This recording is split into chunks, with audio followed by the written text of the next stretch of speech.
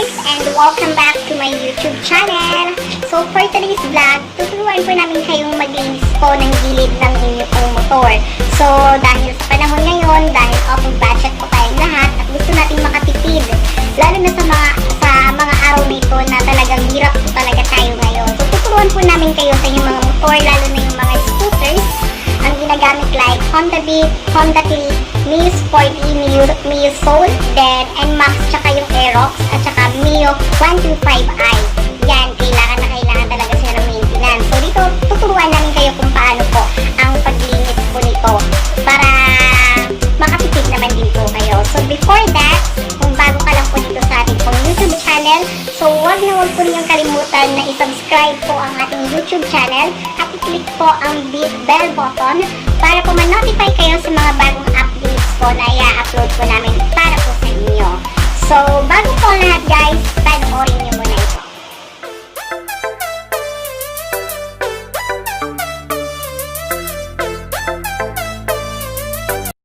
Hi guys, and welcome back again to my YouTube channel. So, ayun na nga guys, napanood po nyo yung first intro po natin dito. So, ngayon guys, bago po tayo magpapatuloy, so magkaroon po muna tayo ng shoutout, lalo sa mga subscribers po natin nag-comment po doon sa ating pong last videos po na pa-shoutout daw. Unang-una, shoutout po natin si Romlin Rendition ng True Pops Distrito 4. Then, pangalawa, shoutout din po natin si June Luz. At saka shoutout din po natin si Peter John Kimson.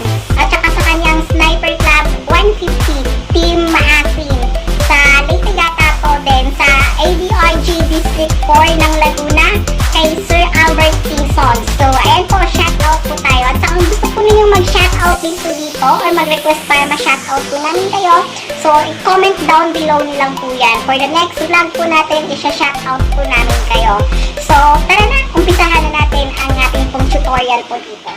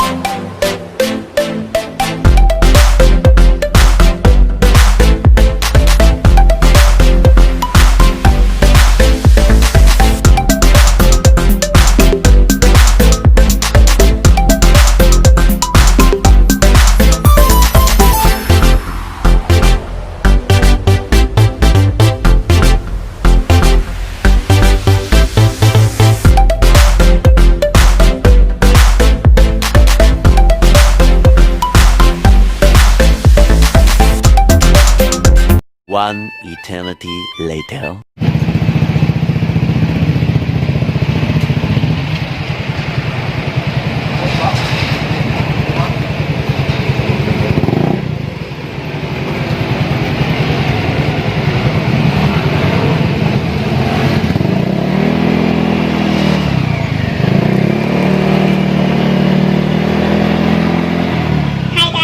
Welcome back again and again to my YouTube channel. So, ayun na nga guys, matapos na nga po tayo dun sa ating pong first tutorial kung paano maglinis ng gilid ng ating mga motor, lalo na sa mga scooters, para makatipid tayo. So, pag meron kayo guys sa mga questions about doon sa tutorial natin or mga request na gagawin natin siya for the next vlog, huwag po ninyong kalimutan i-comment nyo lang po yan dito po sa baba ng ating videos guys. So, kung meron din po kayong mga katanungan kung saan po yung stores po natin, and dito po siya guys, ang ating pong main page. Pwede po niyo